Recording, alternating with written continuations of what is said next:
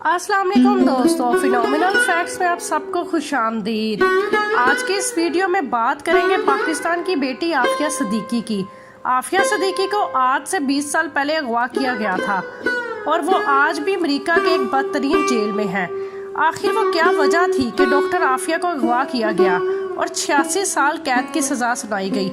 आखिर इन्होंने ऐसा क्या फार्मूला तैयार किया था जिससे अमेरिका खौफजदा था और आफिया सिद्दीकी की रिहाई के लिए अब क्या कोशिशें की जा रही हैं? अगर बात की जाए डॉक्टर आफिया सिद्दीकी के घराने की, तो वो एक सादा से मजहबी घराने से ताल्लुक रखती थी। आफिया सिद्दीकी जिंदगी में हर कदम पर आगे आगे रही।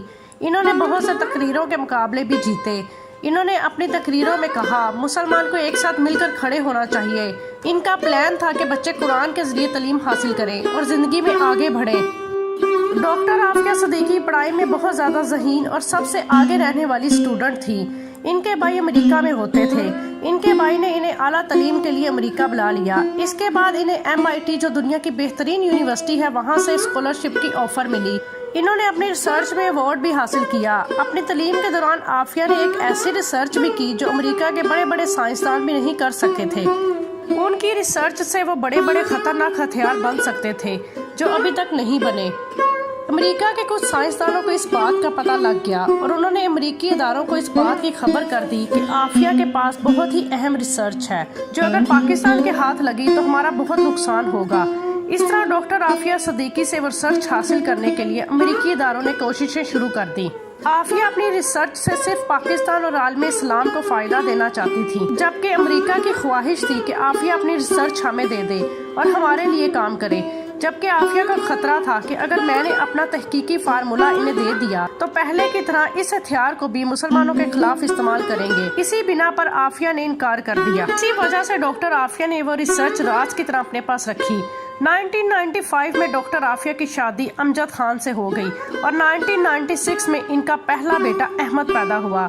इनकी शादीशुदा जिंदगी खुशगवार नहीं थी। डॉक्टर आफिया के 2 बेटे अहमद और सलमान और एक बेटी मरियम है। इनकी शादी कामयाब नहीं हो सकी और 2002 में इनकी तलाक हो गई, जिसके बाद आफिया के साबिक शोहर उन पर इल्जाम लगाते रहे कि वो एक खतरनाक खातून है। हैरत की बात यह है कि इसके बावजूद इस आदमी ने अपने बच्चों की मुकम्मल कस्टडी डॉक्टर आफिया को दे दी।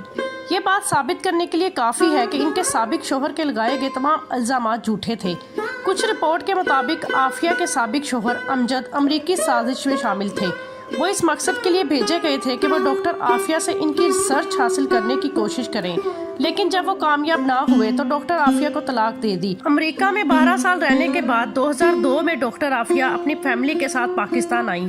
31 मार्च को डॉक्टर आफिया कराची में अपने 3 बच्चों के साथ टैक्सी में सवार हुई। वो इस्लामाबाद फ्लाइट के लिए एयरपोर्ट जा रही थी, लेकिन रास्ते में कुछ लोगों ने इन चारों को रोका और टैक्सी से निकाल लिया। अगले 5 साल यानी 2008 तक वो सब गायब रहे।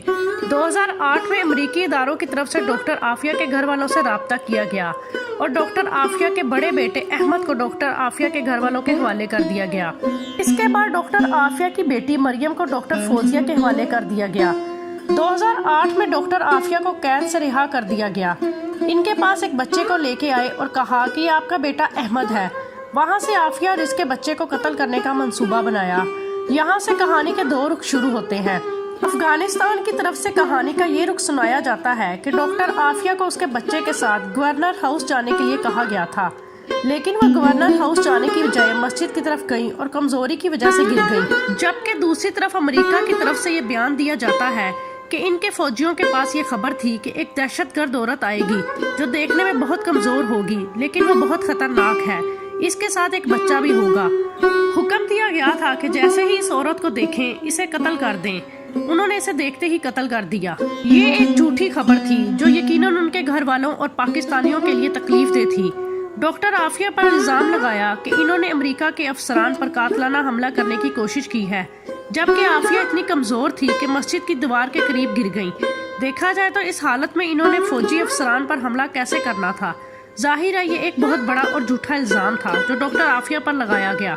2010 में अमेरिका की अदालत में समाअत हुई और डॉक्टर आफिया को पेश किया गया। उनके दांत टूटे हुए थे, बाजुओं पर जख्म के निशान थे और जंजीरों में जकड़ा हुआ था। वहाँ इनके भाई भी मौजूद थे। لیکن انہیں ڈاکٹر عافیہ سے ملنے کی اجازت نہیں دی گئی۔ اس پیشی کے دوران تمام ثبوت ڈاکٹر عافیہ کے حق میں تھے۔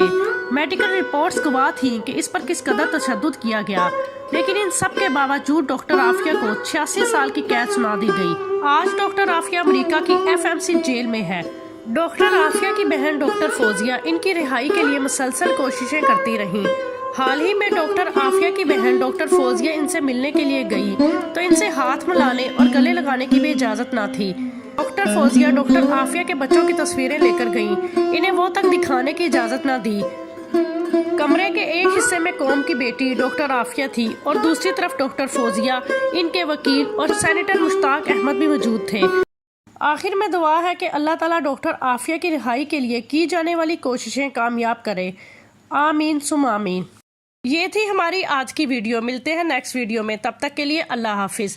ویڈیو پسند آئی ہو تو میرے چینل کو لائک اور سبسکرائب کر دیں۔